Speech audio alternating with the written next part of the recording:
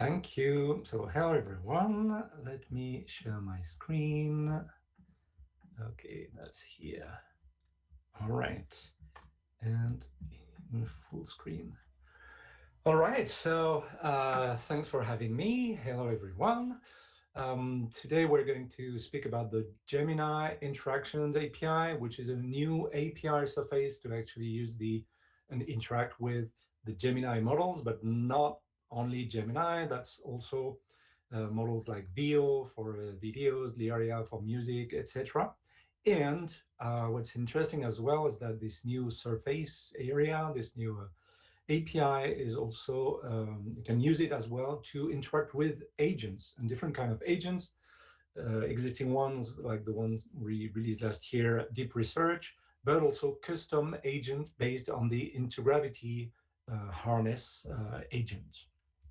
As Alexis said, yeah, I'm a big fan of Java. I've been programming with Java pretty much my whole career.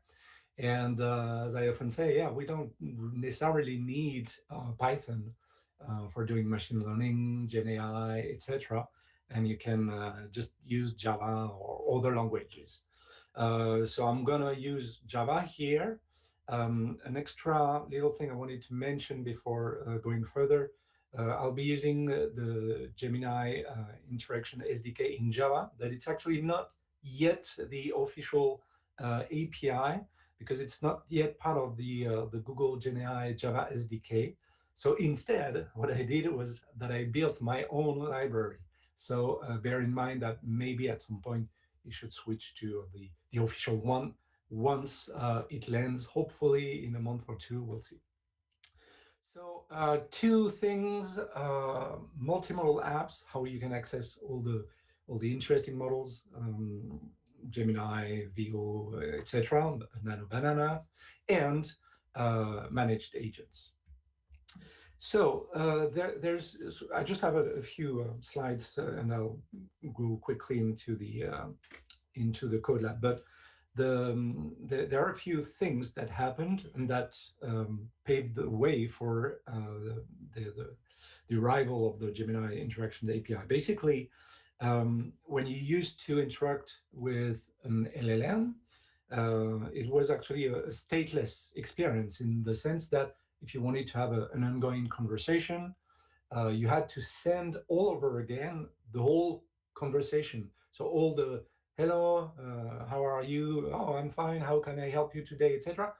And then the first question, the first answer, second question, second answer, you would send the whole history of the conversation back to the LM. It was purely stateless.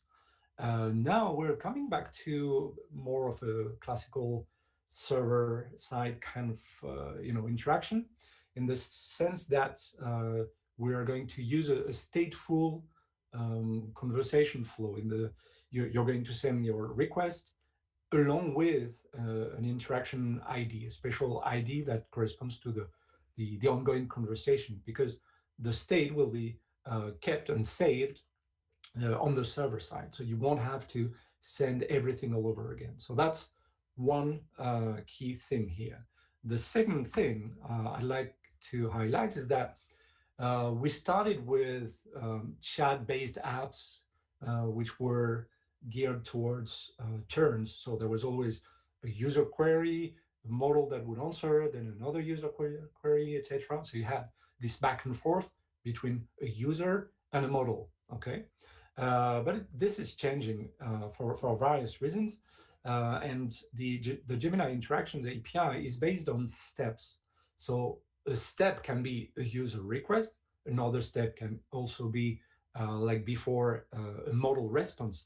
But there are other kind of steps, like all the tool calls when the model tries to call some local tool, like listing the files in the current directory or something like this, or calling the weather forecast tool.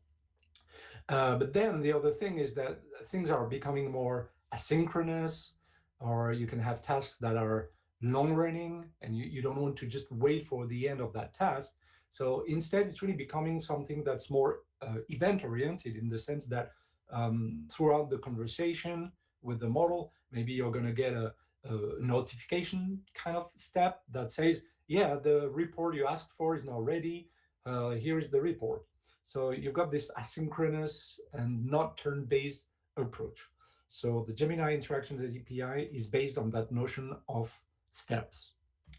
And then the other key thing to highlight is that when you use um, well, the I was going to say the old API, but it's not really the old API because it's going to be getting the interactions API as well. But you used to, I mean, different models, or if you wanted to invoke agents, that would be different mechanisms or even libraries. But here, with the Gemini Interactions API, we have one single API to call all the models, Gemini, TTS, Lyria, NanoBanana, etc.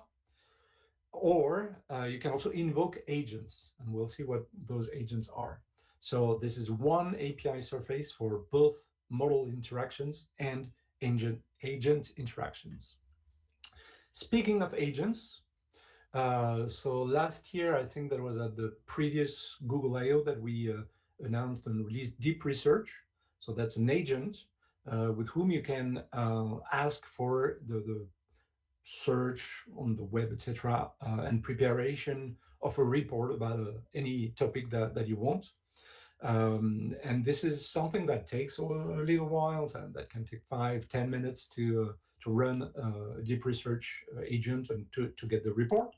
But that was the first actual agent that we exposed as an API, and we used the Gemini Interactions API to expose that deep research agent. But at Google I/O, or was it CloudX? I forget.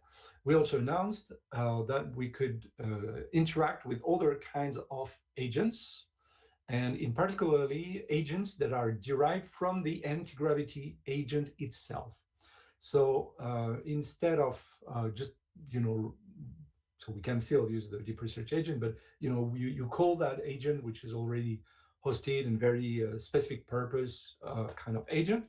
But here you're going to have some kind of agent like basically that's the same brain that runs within anti-gravity, IDE, CLI, etc.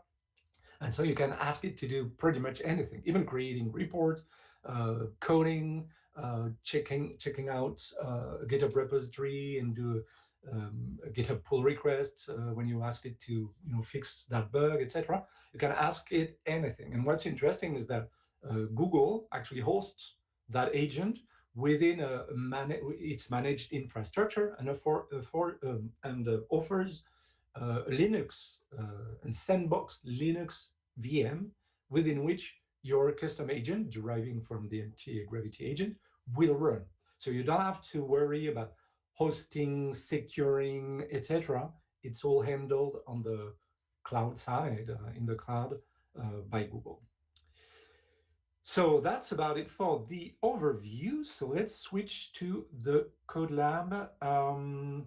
So there was the link to the Code Lab in the slides that you shared, Alexi. Let me see if I can show just that link up. I'm going to move that here for a few seconds. So here you have the Code Lab that we're going to run through, and maybe, oh yeah, it's Monica already shared it in the chat. So please be sure to click on that link, and we'll go through step by step through the Code Lab. All right, so let me move that aside for now. And I can move that as well. And let me switch here. So here's our Code Lab. So we'll do, can I even maybe show you that? Open that in a new tab. So this is the various steps we'll go through. So first, the first part will be showing how we can do a normal stateful conversation. So how you can just say, hello, and continue the interactions, etc.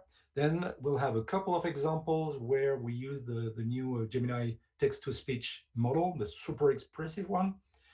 Then a step which will show you how to create some music using the Lyria model.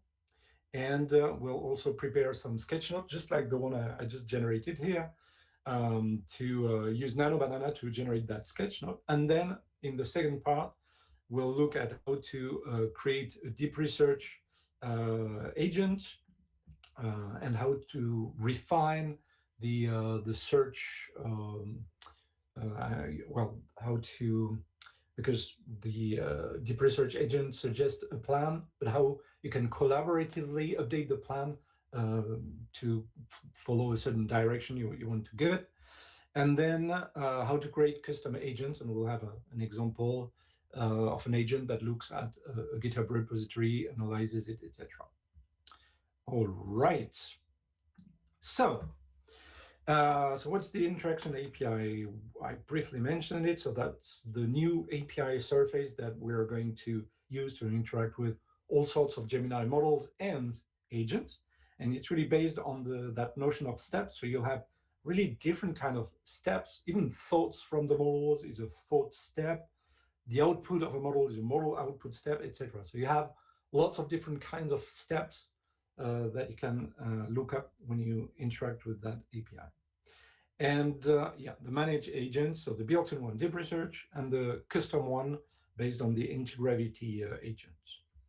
So let's get started. So as we said, we're going to use Java. So I went with Java 21, which is the version of Java with which the SDK that we're going to use has been compiled. So ideally, you should use Java 21 or higher. I'm going to use Maven for the build tool. And then you just need an IDE or a text editor to run the different examples I will show you. And of course, because we're interacting with the Gemini models and agents and so on, you'll need an API key. And to get an API key, you just take an API key, set it up from Google AI Studio. So that's it for first few explanations. And then within your terminal, you'll create a default Java project using a Maven archetype. So you just have to run that once, and it's going to create a POM XML file that looks something like this. So you'll have various things, some dependencies, but not all. And we'll have to make a few changes to that pom.xml, and that's what I'm going to explain. So it's going to create a repository containing that template project, default-based project. And there are two things that will be changing in the default archetype. That's the version of Java. By default, I think it's Java 17. And since the library we use is based on Java 21, we should use Java 21. So that's yeah, that's what I have here. So I added those two properties here to say I want to use Java 21. And the other thing, it's here a dependency. We'll use the Gemini Interactions API. Maybe I can show you Gemini API SDK. So this is this GitHub project basically that we're using. So you can see, oh, I have to update the version here. It's 10.0.10.1. And there are a few examples of how you can use the API. And it's available in Maven Central. So that's why I can just reference it directly from the pom.xml file. And then in your terminal as well, you should export the Gemini API key so that it's available. Because under the hood, there's going to be a system get env call to get the API key and pass it around. And you also have the command on Windows. So Mac OS, Linux, that would be export, and then it should be that for Windows. I haven't used a Windows laptop or machine in a long, long while. So that's it for the setup. And now we can create our first interaction. So let me show you this Hello Interactions class. So the first step, you create a client, and the client will refer to the API key that you defined and exported as an environment variable. So this is the call that take the Google Gemini API key from the environment. So first we need that client. Second step, we're going to prepare a request. And the request here, it's pretty simple. I just say I want to use Gemini 3.5 Flash. And the input is this. So explain the difference between a library and a framework in one sentence. So you've created that request. Next, you're going to actually invoke it. So that's the create method call. So you define, let's say you define the request and then you create it, you invoke it. And then you're going to go through the list of steps. So we're going to stream those steps. We're going to look at only the model output steps, but you could also look at, for example, the thoughts of the model if you want to see what the model is thinking. And then I just get, there should be just one model output step, and I'm going to print the content of that step. So I have, let me copy and paste that comment and go in the terminal here.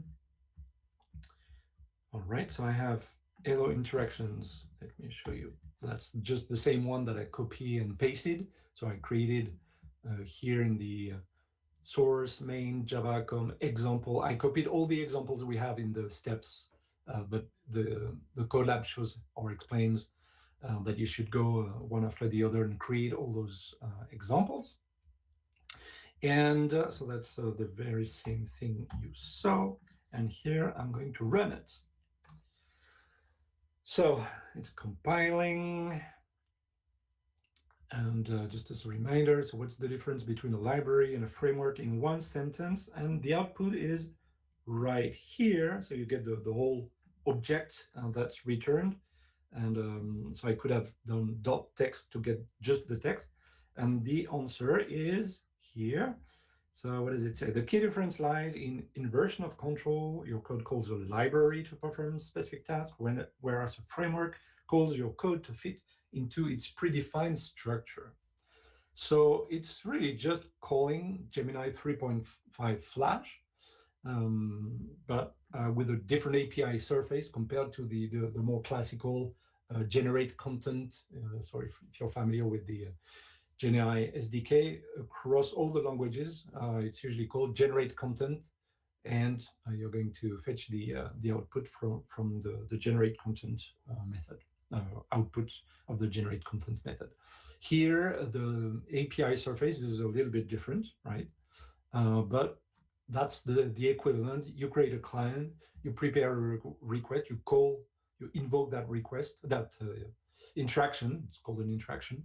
And then in return, you get steps and you filter just the steps you're interested in, okay? And as you can see, you can get the steps. And you can, so here I don't show thought step, I'm only interested in model output. And the model output step contains the generated text content. So there's also a dot text method that's available. So that's basically the hello world of the Gemini Interaction API in Java. Next, we'll do something a little bit more fun. We're going to use the Gemini 3. Flash text-to-speech API, which is super impressive because you can really create text that's very, or audio from text in a very, very expressive way. So there's you can use some special notation. So those square brackets, you can put like some sentiments, some, expressive thing, and it's not a fixed set of labels. You can even put phrases in there like, yeah, you should say it in a very excited way or something like that. Usually you just put like a descriptive kind of adjective, but you can put pretty much anything. So let me show you that. So as usual, you create a client, you reference the API key, but here you've got this special notation. So the prompt will be this. So you can create like an audio profile, can give description about the scene, like the director's notes, etc., etc. You can also just give the transcript, but you can give extra context, so that the model generates something that is very, specific to the purpose, the atmosphere that you want the output, the audio output to have. So yeah, it should be a DJ from Brixton, London, etc. So it also influences the accent or pronunciation of the voice. And so you've got those labels excitedly, yes, blah blah blah, and then whisper. The voice will be whispering and then shouting again. So let's see. I'm going to prepare my request. I will be using Gemini 3 Flash TTS preview. I'm going to pass the prompt that we just mentioned over here. And there are a few extra things to specify, like the response modalities, because you want to generate audio. So you don't want to generate text or anything else. So let's focus on just the audio generation. And you can pass also some extra configuration. And here I'm passing the speech config, and I say I want to use this voice, but use a British kind of English, not an American English or any other kind of French English, like my French English. And we're going to use streaming. So uh, this is not streaming. It's not real streaming, like streaming in the sense of um, it's streaming the voice as it is being generated, but it's streaming uh, the way the Gemini 3 Flash TTS um, model works is that it sends the whole thing, but I want to process the chunks of audio as they are delivered back to my client. So that's why I'm streaming that, because otherwise I could just wait for the whole generation and then launch it afterwards. But here, as soon as it's generated and the chunks of audio start streaming back to my client, I want to start streaming them. It's not full streaming like the live API, the Gemini Live API, where it's really a bidirectional kind of stream. That's just, there are two ways. You can just create a request and launch it and get the output once the interactions is finished, or you can stream all the steps of the interaction. So here I'm streaming the steps of the interaction. And then what I decided to do in that example is that so I hope it'll work here and that you'll hear the audio. I hope so. So my mic is shared, but I don't know if the audio of my laptop is shared, so we'll see. Anyway, so what we're going to do, we're going to stream, and then we are gonna use the audio line out. So that's the Java classes to interact with the audio on your own machine, okay? So that's the source line, etc. I want to get access to the output, the your speakers, your headphones, etc. And we're going to start streaming the small chunks of audio. And look at this. So we've got the event stream, and in terms of steps in the Gemini Interactions API, there are some special steps that are delta of something. And here we're going to get the delta is actually a chunk of audio, right? So for example, when you use a text model, you may be streaming the text as it's, instead of showing the whole paragraph in one go, you're going to show the first sentence, second sentence, as the text is generated. Here, as the audio chunks and fragments are sent to the client, I'm going to play those audio chunks directly on the line to my speakers, etc. Okay, so that's about it. And then I drain the line. That's specifics of the Java API. So let's run that, and I hope you will be able to listen. Let's see. So let me open it up. Streaming DJ, that's this one. I can clear that, and I hope you will listen to it. I'm going to put the sound of the... Yes, massive vibes in the studio. But keep it down, the boss is coming. Turn this up, let's go. So I hope it worked. So the voice was, super excited, then whispered, and then at the end shouting again. Okay.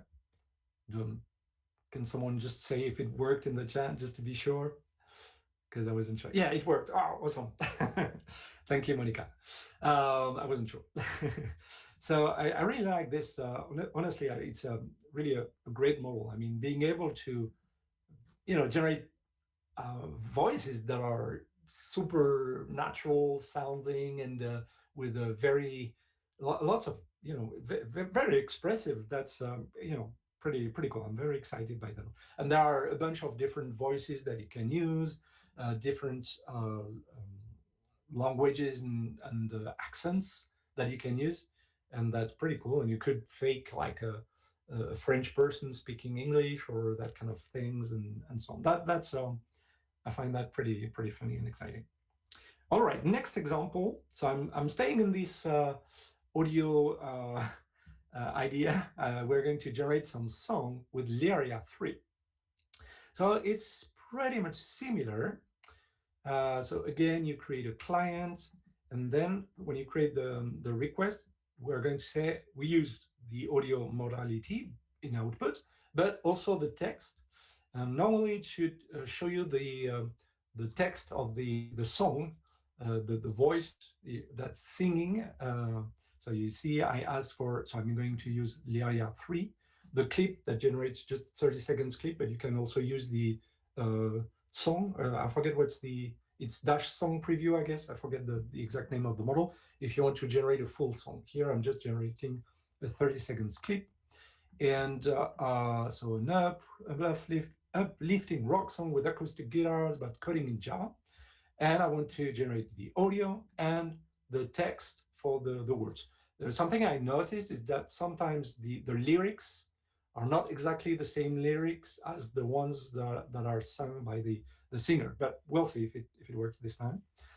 I'm creating the interaction, and then I'm going to stream the output. So I'm interested in the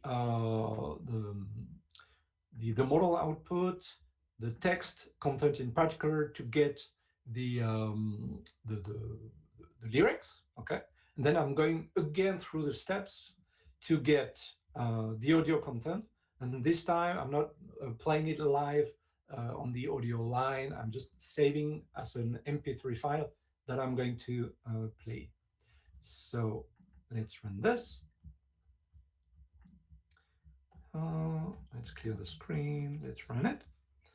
So it's going to take a few seconds. It's actually quite fine to generate the 30 seconds clip.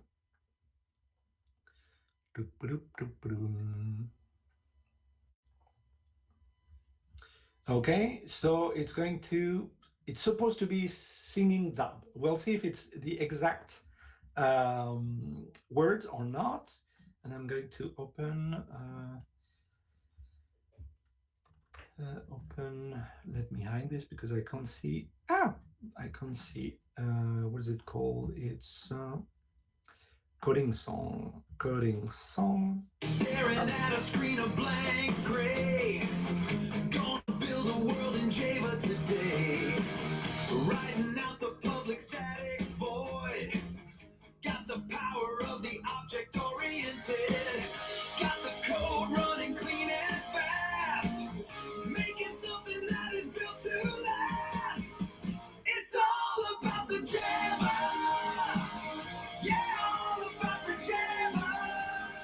Yeah, I'm stopping it, but it really followed the lyrics. But the last time I used it, somehow the lyrics were slightly different than what it actually, the lyrics were different from what you would hear. So it's kind of fun, and you can also generate. So if you want to do like YouTube videos or something, and you want some background music, you could just use Lyria to generate the background music without words and lyrics. So you could do instrumental kind of music, or lift music or things like that. So it's kind of fun. All right, that's it for that one. And now, one last. That's with the nano banana, and then we move on to the agents. So if you saw the slides that how can I show it here? So like those little slides in introduction that I showed you, I actually used Nano Banana to generate them, right? And in the style of a sketch note. I like using that style. So the idea here is I want to do something like this. So I have this article or text that I want to use to create a sketchnote illustration.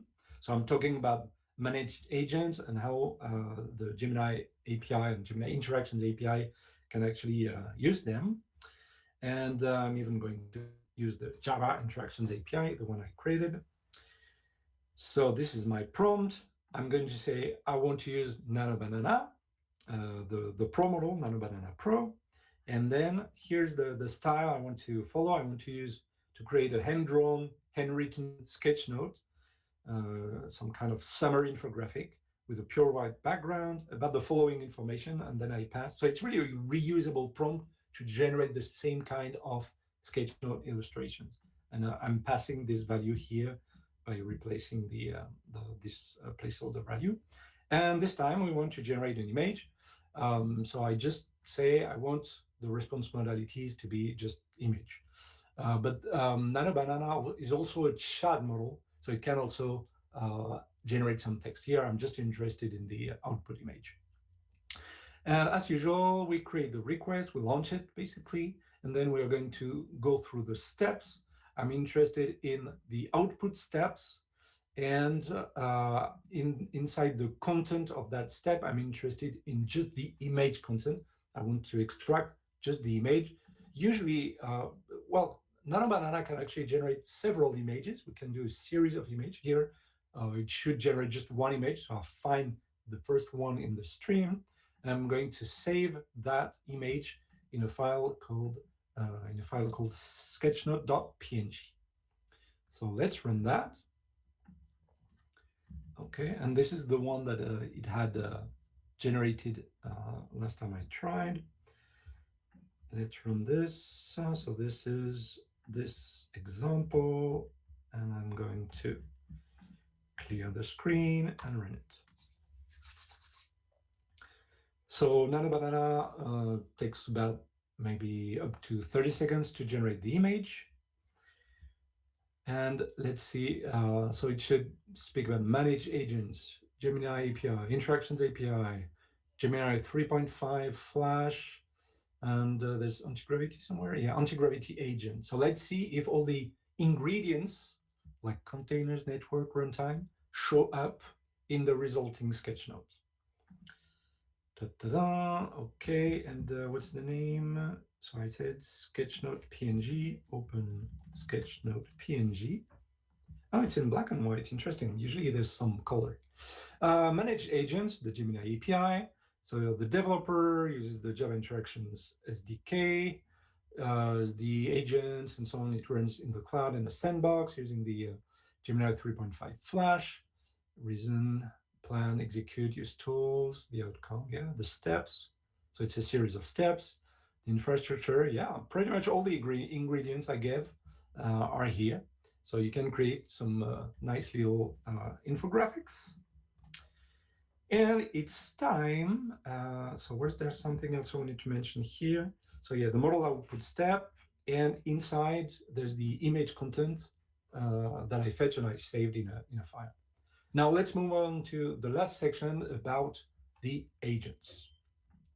So those ones take a little bit more time to run through. So the first one is about the deep research agent. So as I said in introduction, it's a research agent that's able to use Google search, etc., to search the web for about a particular topic. So it's going to do lots of researches to find the most relevant documents and to read through all those documents and then prepare a report. But what's interesting with the new version that was announced at the last Google I/O is that they allowed, just like if you've used it, Notebook LM, etc., or the deep research mode in the Gemini web app, you can ask for a topic, then it's going to suggest, hey, here's the plan. Here's how I was thinking about researching that topic. But you can give your feedback, basically, how you'd like this report to be formatted, or adding a new bullet point, like, yeah, don't forget to cover this area of the topic, or no, I don't want to cover that topic, just focus on this. Okay. And that's what we're going to use here. We're gonna, so there are different steps and interesting things to mention. So as usual, we create the client. We're going to use this new preview model, Deep Research Preview, and there's actually a Deep Research Pro Preview version, but it's taking more time, is more expensive as well. So it goes further fact checks and so on. But this one usually generates stuff that is super great already. And compared to the preview of last year, it can also generate images. So it can create like diagrams, illustrations for a report. So the first phase, we're going to prepare our request. So compared to all the previous invocations, here notice that it's an agent interaction params, not a, what was it, model interaction param, or what's the name? Before we were using model interactions param. Here it's agent interaction params, okay? So it's a different one. We specify the agent that we want to use. We want to use the deep research agent.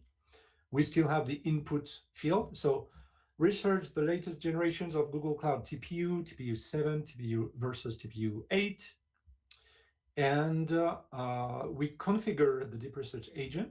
So this is, we want the thinking summaries if we want to look at the thoughts, especially it's useful because the deep research agent takes a while to run.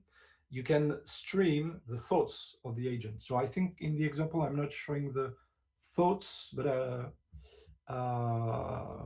we could show the thoughts of the model as it is searching through the various subtopics, etc. And visualization auto, in case we want to see the diagrams, illustrations that it generates along the way. And here I want to use collaborative planning.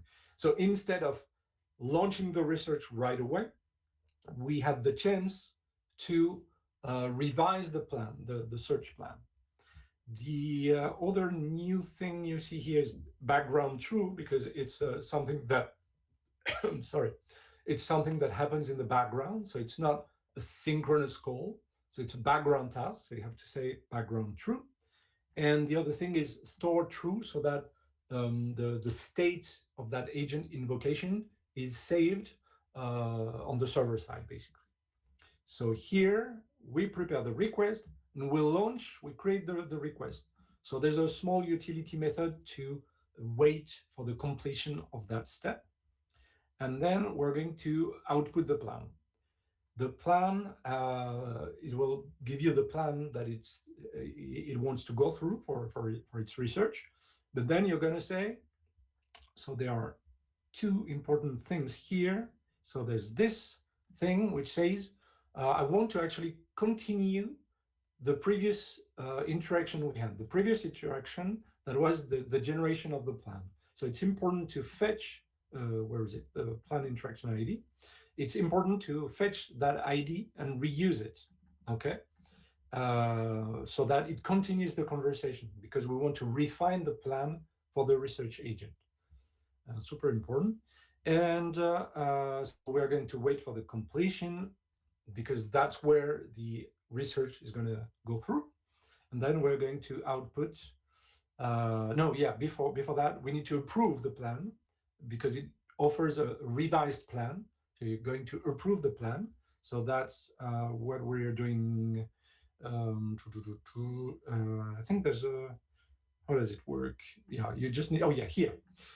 That's instead of saying the flag for collaborative planning, we put it back to false, which means that the research is going to be triggered right away without any further revision loop. Okay, so that's how you say, yeah, now go and search. Actually, I should have launched it when I explain it, because it takes a bit of time to to run. So let me, so I think I had run it before, or maybe it's this one.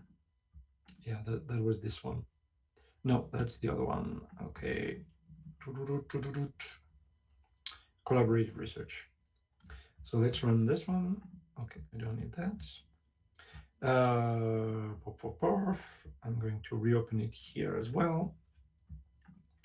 Well, it's working. So it takes, maybe I'll just show you the output, but I want to see at least the first few phases. So the first phase, so we requested the plan and it gave proposed plan. So here's the different steps. Yeah, I'm going to search the cloud documentation, investigating the TPU version 8, etc. The specifications, etc., etc. But then in the second step here, focus on comparing, that's how I want to revise the plan, focus on comparing architecture, performance, scaling, etc. Between the various TPU architectures. And indeed, it revised the plan, and you can see, so it's slightly different, but it should, yeah. So as you can see, especially step 4 is a little bit different, or added at least, because it covers, it interpreted my revised request. So architecture, performance, scaling, etc. So that's really pretty much word by word, word for word, what I actually said. And then the rest, specific optimization, maybe it was still there. So the phrasing may be a little bit different. And then, so this is the last phase where it's going to do its research. And maybe I won't wait for it. So I'll just show you what is generated here. So it generates something like this. So architecture in the agentic era, exhaustive comparative analysis of cloud TPU 7 and 8. You've got citations which refer to, going back to the end, to the actual sources. So the numbers you see, for example, site 6, 16, 17, that's those links. So you can double check, fact check what has been generated. And here I don't have, so it generates tables, comparative tables. What else? The network topology, blah, blah, blah. The memory. So there's a pretty thorough analysis. It's a pretty long report. But what I like is that there's not that much AI slop in those reports. The deep research agent is very to the fact, to the point, goes straight into the explanations, and avoids the slop when it's full of superlatives, etc. It's more factual, and I like this kind of style. So let's close it. Let's see. I don't think it's so it's still generating. I leave it for now because I really want to show you the last example. We'll see what it generates, and we'll finish with custom agents. Okay, so with the deep research agent, that was a specific agent just for doing deep research. But what's new this year is this idea of custom managed agents. So those managed agents are actually using a base agent, and the base agent is actually the anti-gravity harness. So the same agent that powers anti-gravity IDE, CLI, the agent manager, you can interact with that agent, and you can customize that agent for your need. So that's what we're going to do here. The idea, I want to analyze a GitHub project. This is, I'm going to actually analyze the GitHub project of the Java SDK for the Gemini interaction. And as usual, you create a client, and then you're going to create your own agent. You give it a name, an ID, and compared to invoking the deep research agent, here there's a new call .id to pass the name of the agent you want to create. And you have to say that it's deriving from the base agent, the anti-gravity, preview 05 blah blah blah agent. You can give it a description, and then there are a few things you need to do. So the usually you just say in this example is a bit it's a custom agent, so I'm not really showing the base agent, but you can just use and call the anti-gravity preview. But here it's a custom agent deriving from the anti-gravity agent. So if you use just anti-gravity agent directly, you would say the environment is a remote environment. It's going to prepare your Linux VM in the cloud. But here I want to further customize this environment, and I want to say, okay, you're allowed to access only one thing, the github.com domain. Okay, that's the sole thing it should be able to do, so that it's not able to invoke some other or go to some other URLs and such. And the system instruction is, you're an architect, clone the repository, inspect the file, write a summary. And in terms of tools, you can pass also a list of tools. So there are two tools that the custom agent can use: code execution, if it needs to execute some code, generate code and execute code, and Google search. There are other kind of tools. You can also create custom tools, etc. But here it's really just those two ones I want to enable. So now I'm going to prepare, once I've created that agent, this is this new create agent method that we haven't seen in the previous examples. And now we can prepare the agent interaction parameters. We pass the agent ID of our custom agent, and the instruction is very specific: clone this repository and explain, focus on the pom.xml file. That's which usually explains the structure of a Java project. And here, that's the environment, the environment, we customized it for the custom agent definition. But here, I'm just saying, yeah, create a remote environment based on that agent template in a way, okay? So it's going to run everything in a sandbox. It's going to clone everything and so on. And the little utility I had earlier for waiting for the end of the agent run, that's the kind of code you would write. So you wait until the completion of the interaction. And then we're going to stream the output. We're going to look again at the text content and just write the text in output. So let me copy that to execute it. So it's usually a little bit faster than the, let's see if the report, the deep research, oh no, it hasn't yet finished. I thought it was finished, not yet. Oh, wait, I think I saw it just in time. So that was the report that we launched a few minutes ago. So usually reports can take up to 5 or 10 minutes to generate. And the more subtopics, etc., the longer the report can be. And you can see all the links to fact check the report. So back to our example, the GitHub Analyzer. I already ran it, but let's rerun it again. So, and while it's running, let me show you this. So this is the one it generated for me in a previous run. But while it's running and when it's preparing, I just want to show in a more visual way with a rendered markdown. So what does it tell about so this project, right? So that's the GitHub project we're analyzing. So, okay, I've successfully cloned the repository, and here's an analysis of the pom.xml file. This is the Google Gemini Interactions API. It's using Java 21. So here's the Maven coordinates. So when you use Java, you want to reference those coordinates. We're using Java 21. Here are the dependencies. So we're using Jackson, a JSON library. There's some mocks, some tests, etc. So the JUnit library for tests. And there are different profiles because so it's not fully properly rendered. That's the Codelab's rendering. It's not perfect. And there are different profiles for deploying stuff, publishing releases, etc. And there's also an integration of GitHub Actions to do the release online. So let's see if it has finished. Yeah, it has finished.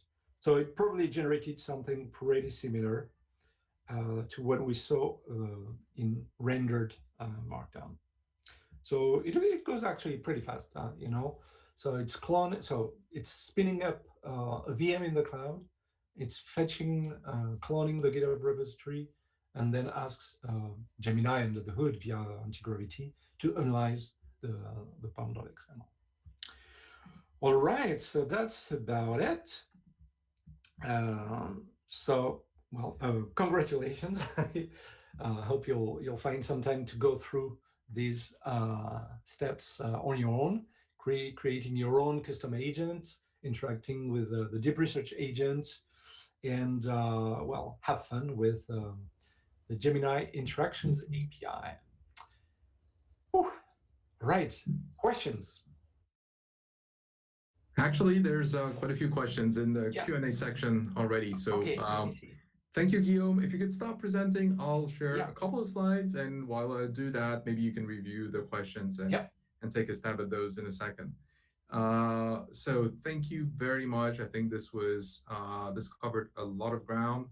Let me see if I can present the right one. There we go. So if you didn't get the URL, this is the URL for the Code Lab. It is freely available.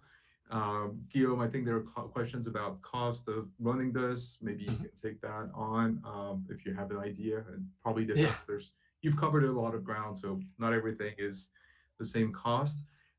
Before I hand it back to you on Q&A, I wanted to plug the Google Developer Program. I think this is a really key resource for everybody to join. If you haven't joined GDP, Google Developer Program, I think you should do so.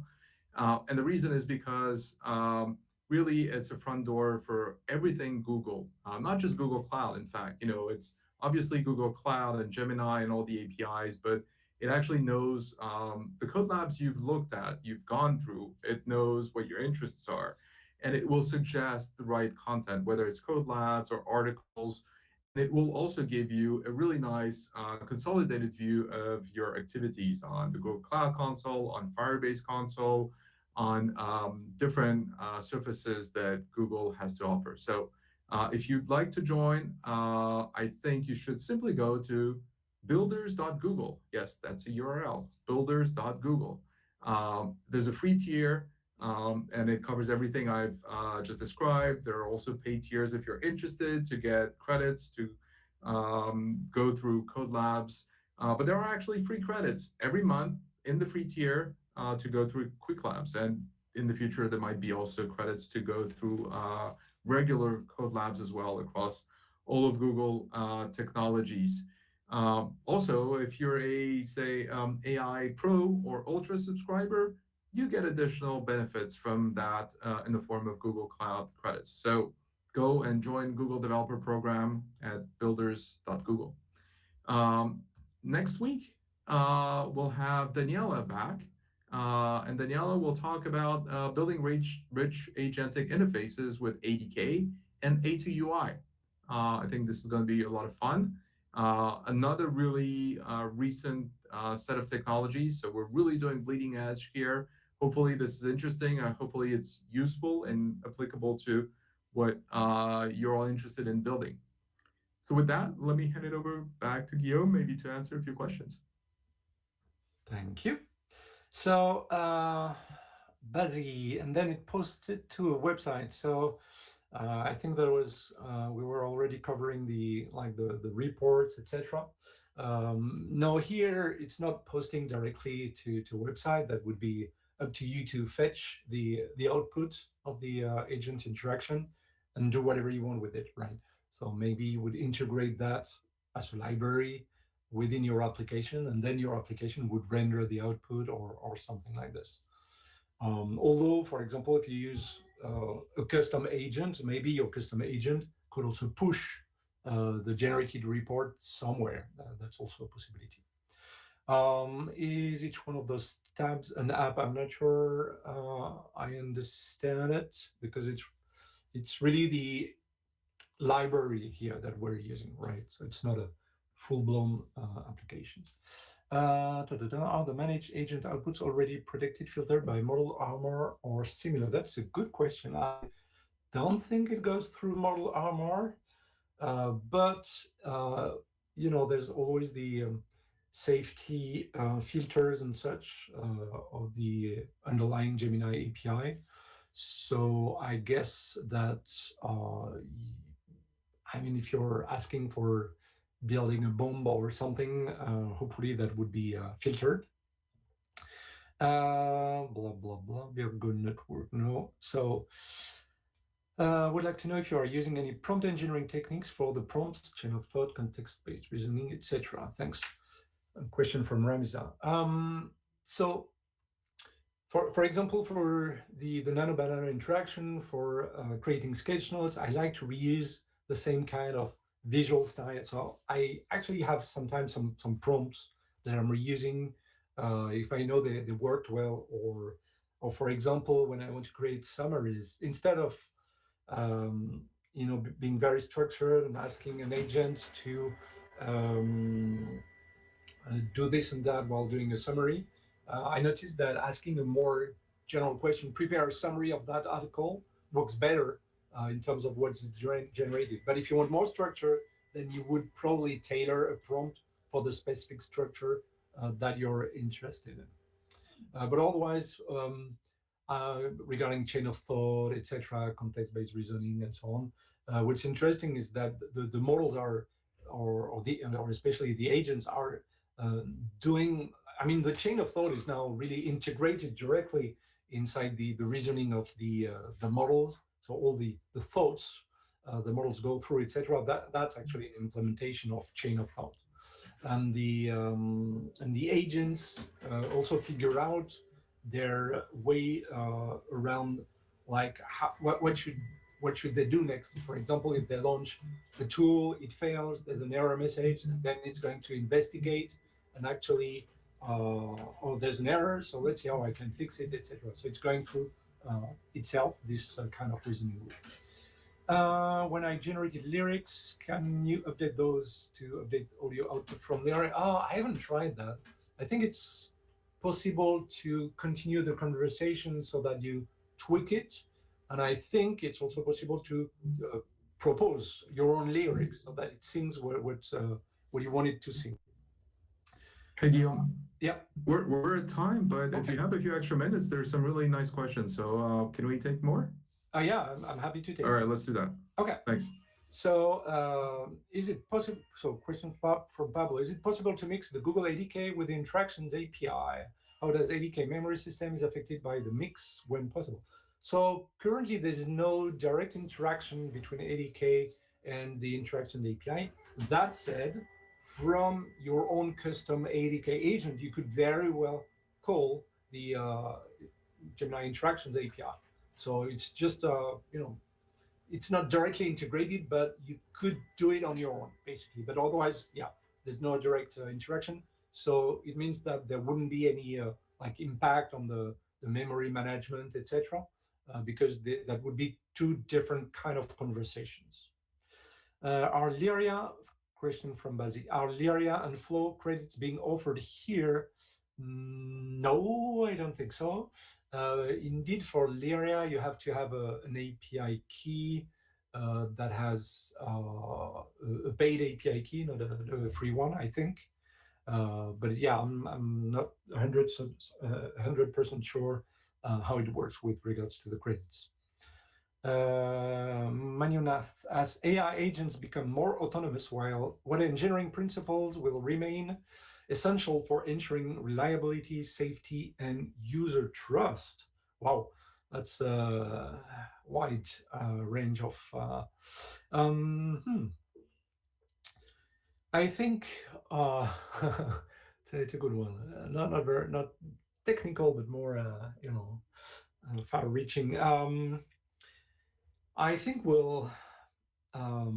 So I mean, our jobs are evolving. As developers, we'll suddenly do more code reviews to better understand or to analyze what AI coding agents are generating.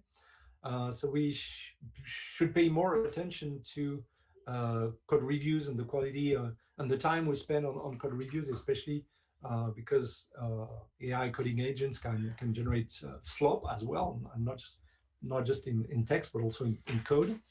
And the other thing is we shouldn't forget. So it's I mean, if you go with a vibe coding approach where okay, the agent is going to be smart enough, no need to look at the code, but progressively you're kind of forgetting how to code and how to further advise models and coding agents how to properly code and develop.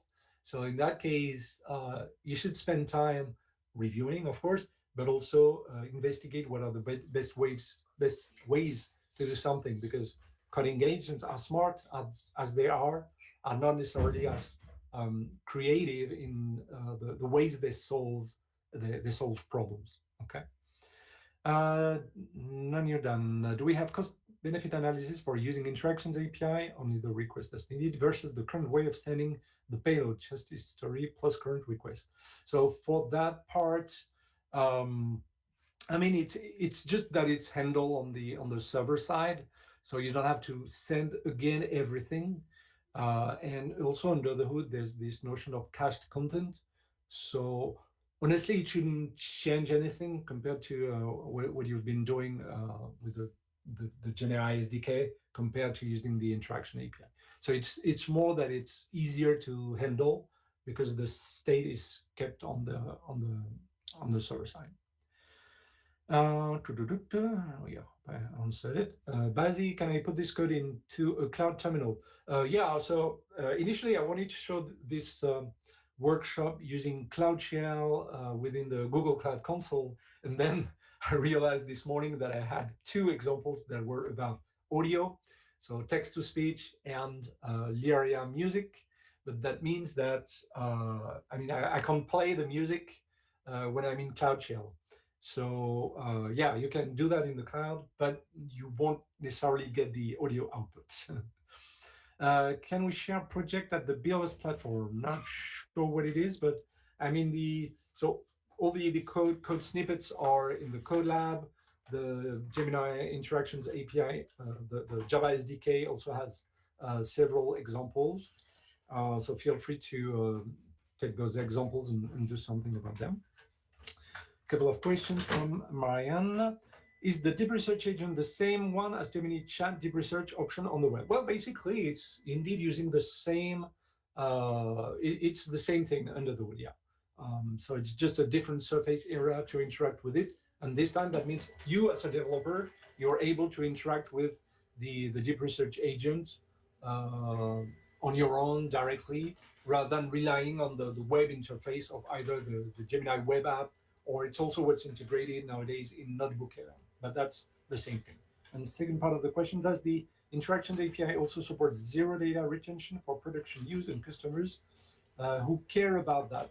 I think that's the same. That's a good one. I'm not sure I'll be able to answer it properly, but that's the same thing as well, the fact that it's stateful, so I forget exactly the retention. The retention may be different in the sense that as it's stateful, it keeps state for a little while in the cloud. I don't have the details about this, but yeah, that might mean that when you're not using the interactions API, you send everything all over again for each interaction. But of course, the data stays a little bit on the server side before it's removed. But here, since it's stateful, it might stay a little bit longer. I don't remember the exact duration for how long this is kept on the server side. So go double check the documentation for that. All right, that's about it. We went through them. I think you did it. You went through all of them. Awesome. Awesome, Guillaume. Thank you very much. Thank you. You have seen my call to join the Google Developer Program, builders.google. And remember, next week we have Daniela back for another Wednesday Build Hour. So thank you, Guillaume. Thanks everyone for joining. Thank you everyone for joining. I'll see you next week. See you soon. Bye-bye.